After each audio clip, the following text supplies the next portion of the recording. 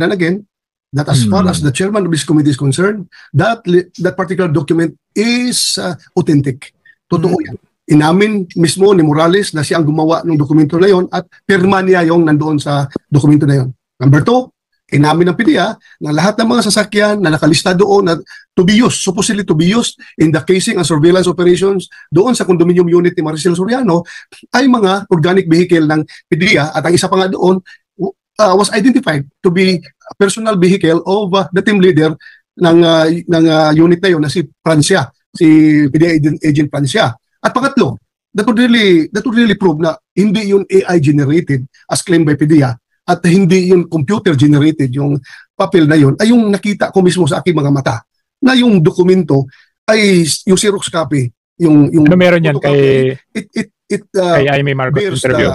It bears the markings ng puncher hole, yung ipa-puncher hole mo para ilagay mo sa passenger. That was the usual olden ways of filing documents sa PNP or sa lahat ng law enforcement. So I therefore conclude that that document is authentic at a very old document. As far as media is concerned, they're claiming that not to be existing. Yes. Ulit din naman ni Senator Bato yung kanyang interview dito sa kay Karen Davila doon kay Ted Filon. The same thing yung kanyang statement at interview answers. Parehas din. Kumbaga pinoint out niya yung mga reasons kung bakit siya ay naniniwala doon sa authenticity, legality and even yung legitimacy nitong document na nailabas through social media, through Maharlika. So for me, enough na sa akin yung naniniwala si Senator Bato doon sa dokumento, yung dalawang dokumento na yun. Enough na sa akin para sabihin na meron talagang katotohanan yung pangyayari noong 2012. Pangalawa, kahit sabihin na natin dalawang questions lang doon kay Maricel Soriano, meron pa ring meron pa ring kasagutan kung i-relate natin doon sa dokumento. Kasi nga, 'di ba, ang sabi ni Senator Bato, ang sabi ni Maricel Soriano ay binenta yung unit noong 2012. So kung titingnan natin what might be the possible scenario during that 2012. So it may be ang nangyari noong 2012 ay nung nagkaroon na ng pre-op, at ito ay sasubmit sa higher up like kay Francia or doon kay yung DG or Deputy Director ni Morales at that time, ay hinarang naman itong ni Ochoa, yung then Executive Secretary, hinarang through the connection with the attorney, yung co-attorney nitong si Liza Marcos at that time na si General Serapio. Kasi nga most, di ba? Okay, Marcos, Ochoa, Serapio, and Tan. So, the mere fact na hinarang noong 2012, ibig sabihin, hindi natuloy yung gagawin sanang casing at pag-follow up doon sa pre-op na yun. Ngayon, kung hinarang ni Executive Ochoa at that time, yung posibilidad na hulihin, i-raid yung unit ni Maricel Soriano at that time, might as well, di ba, kinausap si Maricel Soriano na umalis ka na lang dito or ibenta mo, mag-relocate ka, umalis ka dito para hindi matrace.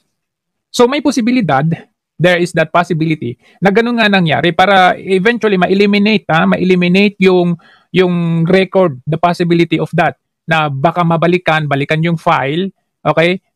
Tama nga, dito si Maricel Soriano. At kung babalikan yung unit na yun, syempre babalikan din yung management, babalikan yung CCTV, yung mga in-outs ng mga tao na pumasok doon. So makikita yung record. So yung sinasabi ni Senator Bato na naniniwala siya doon sa legitimacy ng dokumento, pero naniniwala din siya sa sinasabi ng PDEA Lazo na wala silang record, there is the possibility nga na nung hinarang ni Ochoa, okay, yung pre-op nung time na yun, alam niyo yung parang may general cleaning. Parang general cleaning ang ginawa nila dyan. Hinarang, pinalipat si Maricel Soriano at syempre yung record na yun, yung pre-op na yan, whatever, mga litrato na hawak ng PDEA or binigay or hawak ni Morales at that time, syempre binunot yan. Diba? General cleaning nga eh. So, kaliwat kanan yung paglilinis nila dito, tinanggal doon sa file ng PDEA, yung mga yan, and then that's it. So, pwedeng totoo yung sinabi ni Lazo na wala sa kanilang record, pwedeng at totoo din yung sinasabi ni Morales na existing yung pre-op nila. So, yun yung nakikita ko dyan. Talagang hinugot yan eh. Kasi makikita mo, sabi nga na Senator Bato, naniniwala siya because there is this mark of the punching of the hole. Okay, pag ano doon sa kanilang fastener, doon sa database ng ano. So, yun yung nakikita ko dyan. Okay? So, sa akin, enough na yun sa akin. Okay? Kung sa korte ito, kung ako yung judge, okay, enough na yun sa akin na may posibilidad, no? May posibilidad na totoo yung pre-op at may posibilidad na totoo nga yung pangyayari yun at totoo na meron talaga na ganun na nagsisinghot or nagpupulburon session sila at that time nung i-raid sana. Okay? So nakita ko dito yung medyo pagbawi, no? Medyo bumawi si Senator Bato from the first hearing to the second hearing. Nakita ko na ipinaglaban naman niya yung, kumbaga nakikita ko na may fairness. Yun lang ang masasabi ko dyan. And ano ba itong ano na to? Itong inalis na pero di nila alam na may nakakita or nag-pick. Yun nga ang kwento, yun yung tanong dyan.